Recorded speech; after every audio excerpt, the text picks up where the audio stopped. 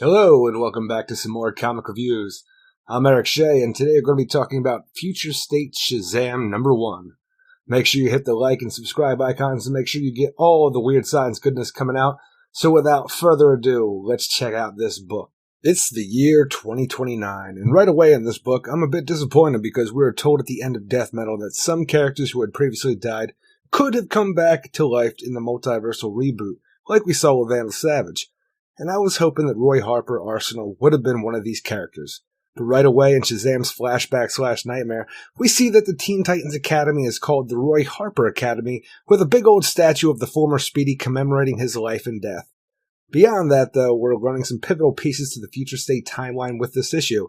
The first being that it was before 2029 that the Green Lantern power battery went out, as seen with John Stewart calling out for assistance, which we see while Shazam is having continued nightmares about demons. Once our hero awakens, though, it looks like Billy Batson may not be the hero we thought he was. Yeah, he's certainly moved up in the world, with him being the leader of the JLA. Even if their headquarters are based out of the old Justice League Detroit building. But even that clues us into some details about the fight the Future State Teen Titans were having with the Four Horsemen of the Apocalypse. Because that was taking place in Detroit, and with this caption block in this issue, it doesn't look like Detroit survived that fight. As for our 2029 Justice League team, we have Vixen, Bunker, Miss Martian, The Question, and Powerhouse.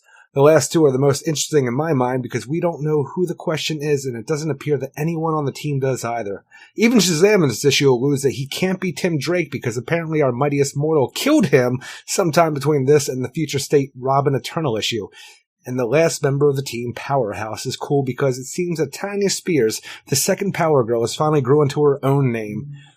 Not to mention escape the pocket dimension she was stuck in from when we last saw her in the Deathstroke series. I really dig this team and wish we could actually have this going on in the present time, or at least know that something terrible wasn't going to happen since this is Future State.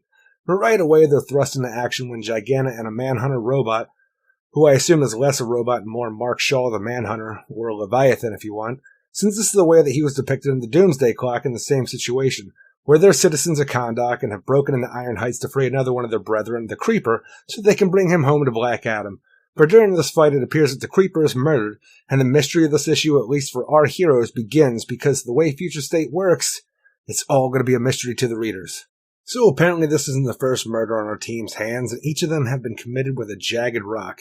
And for readers who were paying attention, Shazam woke up from his original nightmare wearing a sliver of rock as a necklace. Yeah, things aren't looking good for our hero, and that continues when he goes off to an abandoned building in Philadelphia, where he's been keeping Johnny Thunder held hostage. But this part it's not too clear because Johnny seems to still be alive and separate from the Thunderbolt, and Jakeem was the keeper of the bolt before this, but was killed by Shazam because apparently he was corrupted, as our hero tells us in this.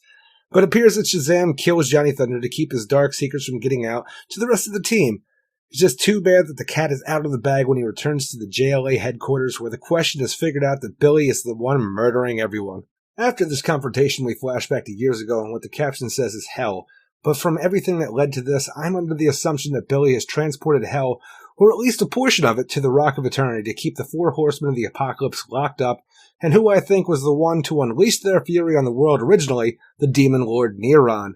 So yeah, Billy's got a problem now.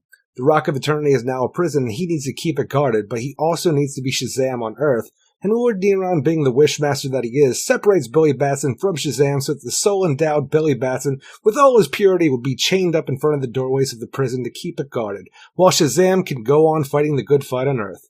It's just too bad that this monkey paw seems to be that the soul of the hero stayed with Billy Batson, and our hero became someone who's willing to do whatever needs to be done, in his mind, to get the job done. So that's what we got for Future State Shazam #1, and while I would have liked to see our hero actually be a hero, I do enjoy the connective tissue that I at least think I see from Future State The Flash and Future State Teen Titans that got our hero where he is in this issue. Not to mention I just, really dig this JLA team. Hopefully in the next issue we can learn a bit more about why Billy's killing the people he is beyond the motive that they're just the bad guys, and maybe even have Etrigan show up to claim the life of Shazam since he should be a hollow the way that Oliver Queen was when he first came back to life in Green Arrow Quiver. It's funny, a lot of people were angry in the Future State The Flash and Future State Green Lantern issues because they showed up to see their heroes in the future and found out that they didn't have any powers. Being a Shazam fan, I'm thinking that it might have been the best if Shazam didn't have any powers either. That being said, the art looks great here. I'm fascinated by the story. I just wish it would have been told a bit better. I had a problem with the way that the writer Tim Sheridan laid out Future State Teen Titans, and while this is better, it's not much better, and I can only hope that things improve as we go along. Until next time, I'm Eric Shea, and this has been a Weird Science DC Comics review.